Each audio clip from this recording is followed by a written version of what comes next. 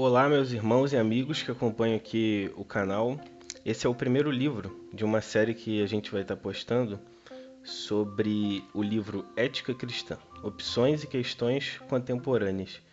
É escrito pelo Norman Geisler e ele é um doutor e professor, né, era em teologia e filosofia. Ele faleceu no ano de 2020, em decorrência de complicações da Covid-19. Ele é autor e coautor de aproximadamente 70 livros e de centenas de artigos, professor de teologia e filosofia apologética há mais de 50 anos e lecionou nos principais seminários teológicos dos Estados Unidos. Então, essa leitura que a gente vai estar fazendo nessa série é um pouco diferente dos audiobooks que a gente já tinha gravado antes. Nesse, vamos estar tentando fazer uma leitura comentada, né, sobre esse livro, por causa de todas as questões que ele aborda, né? Vai ser uma aplicação da ética cristã a diversas situações do nosso cotidiano, que a gente acompanha nos noticiários, nas diversas áreas da vida. Então eu vou estar sempre lendo um pedaço do livro e parando para comentar, fazendo algumas intervenções quando for necessário.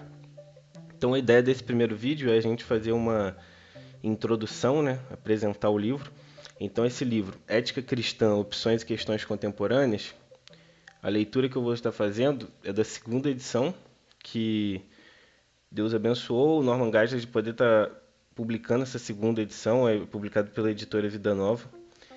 Ele já tinha publicado, né, a primeira, alguns 20 anos atrás, e ele conseguiu terminar a segunda edição antes de que viesse a falecer. E ela traz todas essas questões contemporâneas, né? Então, alguns temas aqui: guerra, ecologia, medidas abortivas, divórcio, drogas, pena de morte, casamento, homossexualismo. Vai trazer sobre todas essas questões a visão cristã. E o autor ele sempre trabalha assim, apresentando a visão secular, a visão mundana, citando alguns filósofos famosos, pensadores, ateus, e depois ele traz o contraponto, e mostrando na Bíblia como que o cristão ele deve se portar, qual é a visão bíblica mais correta acerca de cada um desses temas. Então, como eu falei nesse primeiro vídeo, a gente vai estar introduzindo o livro, então eu vou ler um pedaço do prefácio. É inegável que temos atravessado uma era bastante conturbada. Cada vez mais, a cultura emergente tem dado sinais de cansaço e desconfiança acerca da necessidade de encontrarmos fundamentos sólidos e verdadeiros, capazes de determinar nossas ações como boas ou más. Um exemplo disso pode ser visto na dificuldade que algumas pessoas têm de aceitar que a maior parte dos cristãos ainda defenda a existência de valores absolutos e verdades universais. Por isso, não é de se espantar que um universitário cristão ou uma médica cristã, por exemplo, sejam tão questionados quando se manifestam contra o aborto, contra o casamento de pessoas do mesmo sexo ou contra a tendência relativista da ciência. Como cristãos, devemos conhecer os motivos que levam a cultura emergente a suspeitar tão incisivamente de nossos pressupostos. Pensando nisso, Norman Geisler elaborou uma segunda edição de sua obra Ética Cristã, Opções e Questões Contemporâneas. Nesta edição, o autor nos oferece 6 opções básicas sobre a ética. Cada uma delas busca responder à pergunta: há princípios éticos universais? Em outras palavras, existem leis morais não meramente subjetivas, mas sim obrigatórias a todos os seres humanos? Com os olhos voltados para a mensagem cristã e também para as mudanças de nossos dias, Geisler analisou caminhos e descaminhos da nova geração. Sem dúvida, uma obra imprescindível para aqueles que, embora transitem no reino dos homens, estão acima de tudo comprometidos com o reino de Deus. Então, nesse pequeno prefácio aqui, a nota da contracapa, a gente já pode ter uma ideia do que esperar do livro. Então, o autor ele se concentra muito na questão de determinar o que é bom e o que é mal, porque essas coisas têm se confundido nos nossos dias, né? Chamar o bem de mal e o mal de bem, como está escrito na Bíblia, né? Isso vem se cumprindo muito. Então, até quando a gente for para o próximo vídeo dessa série, que é o primeiro capítulo do livro, é justamente tratando sobre as posições filosóficas que tem acerca da determinação do que é bom e do que é ruim. Como que a gente determina o que é bom e o que é ruim? Então, primeiro ele mostra a visão humanista. Então, quando você descarta a Bíblia, o que o ser humano coloca para determinar como é bom e como é ruim? Então, bom, tem o humanismo, tem o relativismo, né? Tem o humanismo, a visão de que o que o ser humano sente que é bom para si é o que ele deve fazer para atingir a felicidade, ou então relativismo, né? Que cada um não tem um certo e um errado, depende da situação e cada cultura tem a sua visão. Enfim, ele vai trazer tudo isso mais para frente e mostrando que atualmente até o que é mais básico já está ficando difícil de se distinguir por conta da cultura de secularismo que vem se infiltrando, né, na sociedade no decorrer dos anos, que é definir o que é bom e o que é mal. Nem isso mais é possível fazer. Então ele também traz um contraponto, né? Porque já que é tão difícil definir o que é bom e o que é mal, e a gente vive numa época que se prega a tolerância com todas as religiões, mas ele traz um contraponto, né? Algo que é incongruente. Por exemplo, quando ele traz, não é de se espantar que um universitário cristão ou uma médica cristã sejam questionados quando se manifestam contra o aborto. Então, apesar de ser uma época que eles pregam, advogam a tolerância, o respeito a todos os pensamentos, religiões, tem esse espanto, esse preconceito, né, contra exatamente os cristãos, aqueles que ainda seguem a palavra de Deus e que entendem que a Bíblia é o norte para tomar as nossas decisões e para definir como que a gente vai se portar, qual que vai ser o nosso estilo de vida.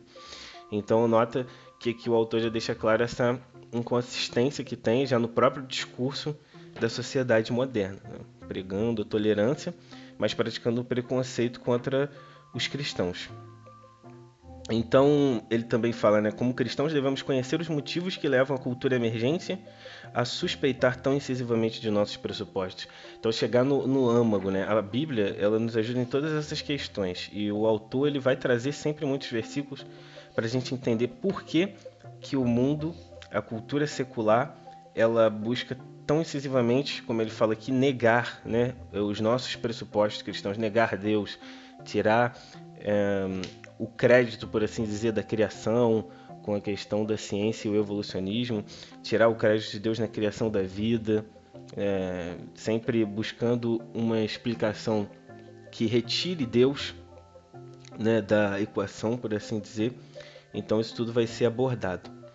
Então eu vou estar agora no sumário aqui e ler os temas, né, que vão ser tratados ao longo do livro, né? Então o livro ele vai ser dividido aqui em duas partes, né? A primeira parte são as opções éticas. Então as opções éticas vão tratar do antinomismo, situacionismo, generalismo, absolutismo não qualificado, absolutismo conflitante e o absolutismo graduado.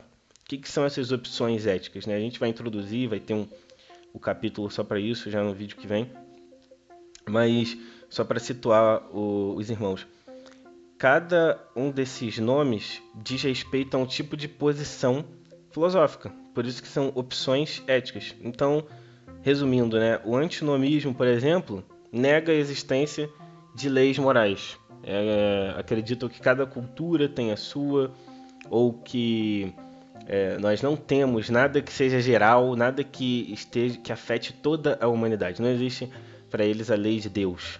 Não existe uma lei que afete toda a humanidade. O situacionismo, o nome já nos dá uma pista, né? Depende de cada situação. Então, cada tribo, cada povo tem a sua lei, e se aquele povo, todo mundo concordar de que aquilo é certo ou de que aquilo é errado, é isso mesmo. O generalismo é uma espécie de relativismo, né? Depende de cada... Se no situacionismo é de cada povo, no generalismo é de cada pessoa, de cada situação que acontece. Então já dá para ter uma ideia de como que isso é complicado e fica bagunçado na hora de se aplicar leis, né, de acordo com essas visões. E daí temos três tipos de absolutismo: o não qualificado, o conflitante e o graduado.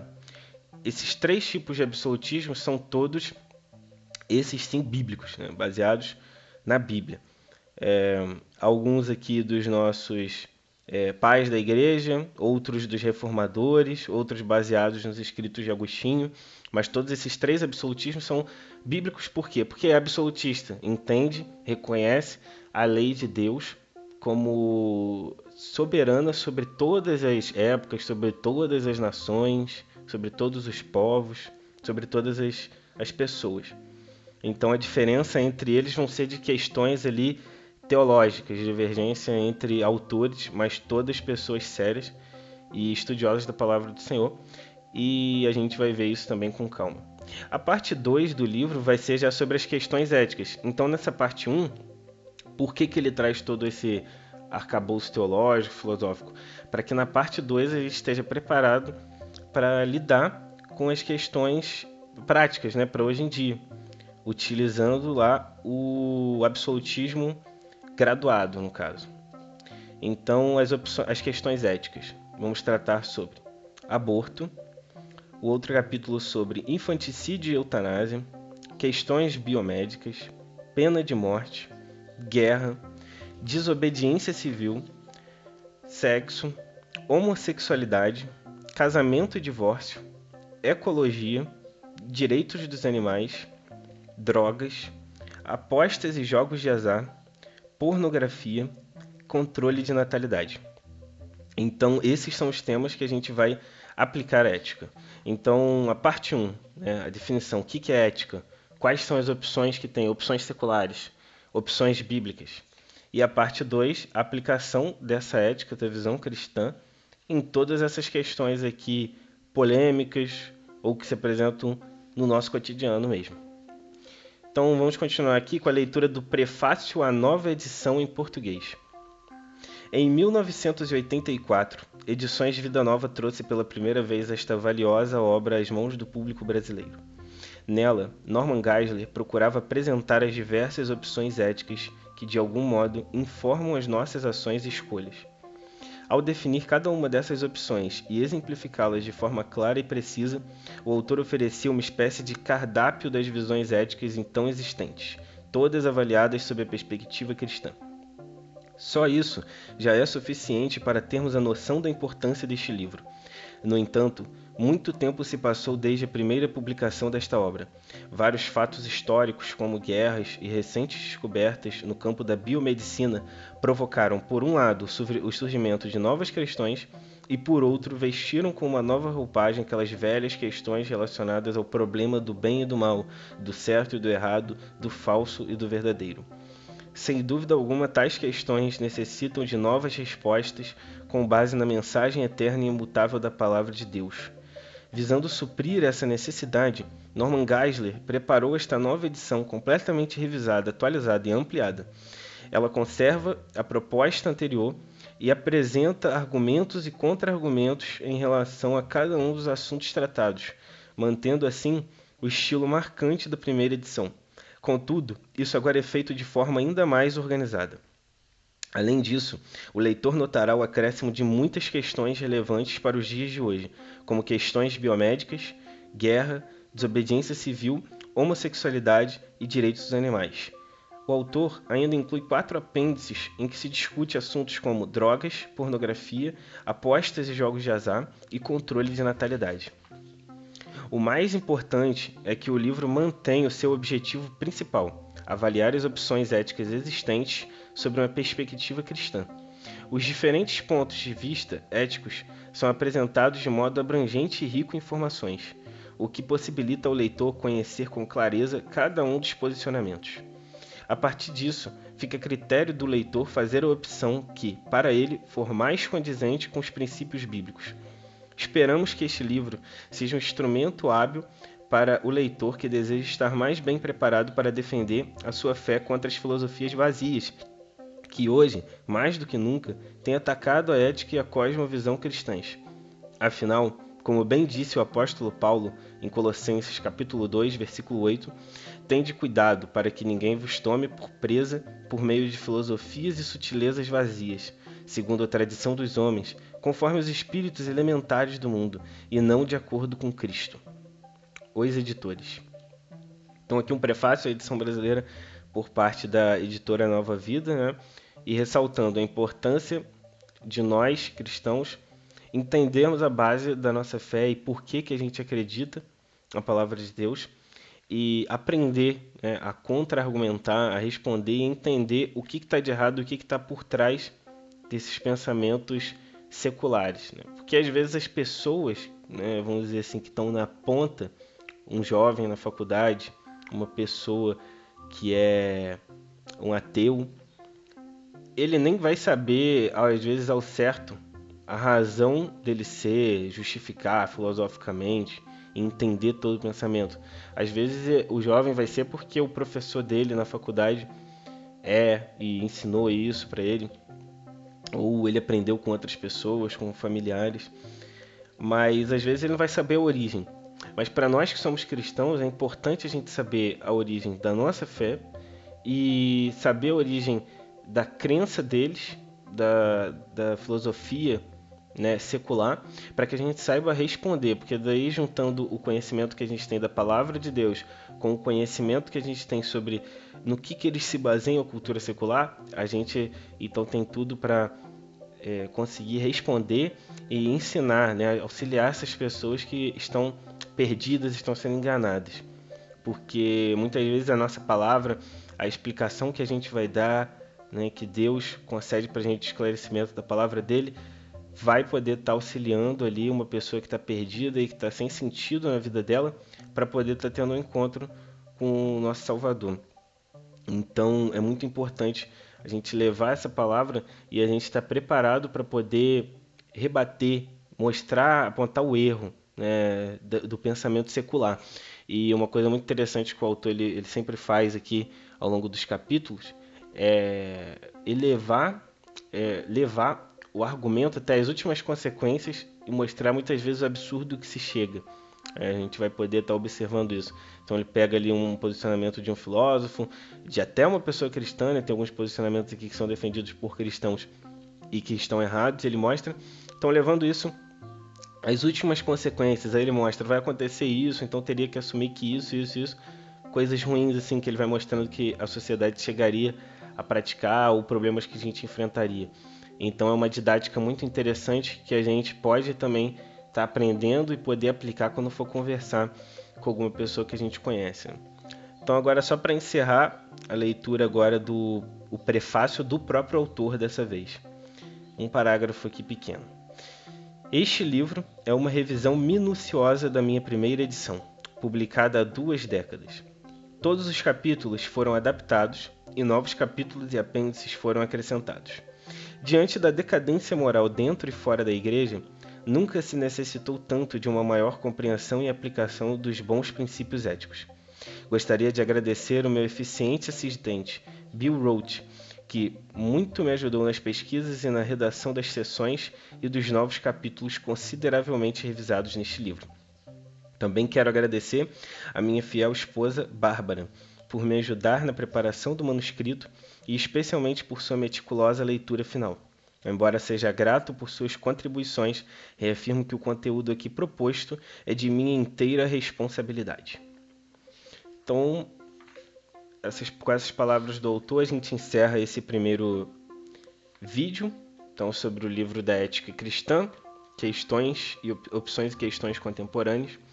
E no próximo vídeo, a gente vai dar início à parte 1, né, as opções éticas, e o capítulo 1 vai ser sobre todas as opções. Então ele vai explicar o que é a ética e as opções éticas que nós temos, baseado em Deus, as visões seculares, enfim. A gente vai estar fazendo um apanhado geral nesse capítulo 1 sobre as opções éticas que nós temos.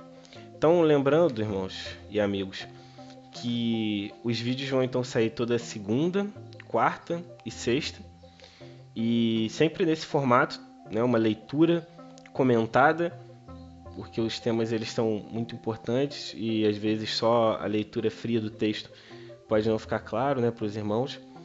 O nome do livro também vai estar na descrição para os irmãos poderem estar procurando, estar adquirindo o livro. E vou tentar sempre deixar assim, em torno de uns 20, 30 minutos também para não ficar muito cansativo, né, muito penoso. Mas então por esse vídeo é isso que tinha para passar. E nos vemos então na sexta, tá postando sobre o capítulo 2, as opções éticas. Um abraço, fique com Deus.